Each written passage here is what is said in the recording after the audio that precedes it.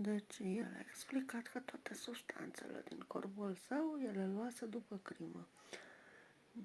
Nu băuse decât câteva beri înainte. Avocatul său a spus că atunci când a comis crima, a comis-o din cauza stării sale mentale și că auzea voci spunându-i să facă ceea ce a făcut. El a fost condamnat pentru crimă și trimis în grijă psihiatrică și a trebuit să plătească 75.000 de dolari suedezi fiecărui membru al familiei victimei. Iar în instituția psihiatrică, unde a fost trimis după proces, a întâlnit o femeie, Michelle, de care s-a îndrăgostit unul de altul.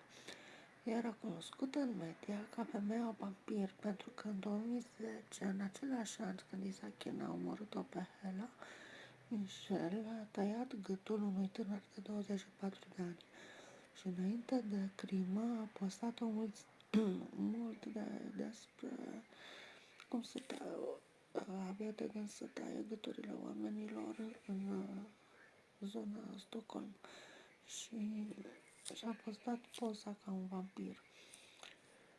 Au început să devină un cuplu în noiembrie 2011. A întrebat-o el pe ea dacă vrea să fie prietena lui pe Windows Messenger și în următoarea lună erau logodiți, dar în 2017 ea a fost eliberată din instituție și s-a sfârșit relația lor.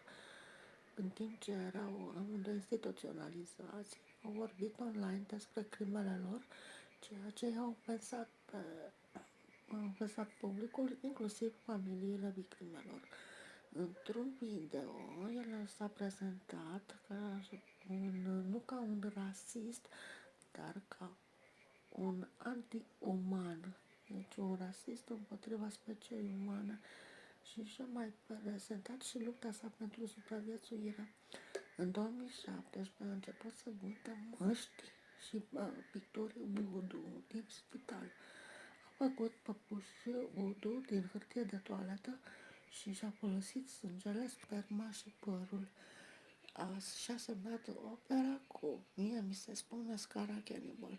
A pus păpușile și picturile pe website pentru vânzare. În 2015 s-a permis să iasă din instituție 4 ore pe săptămână.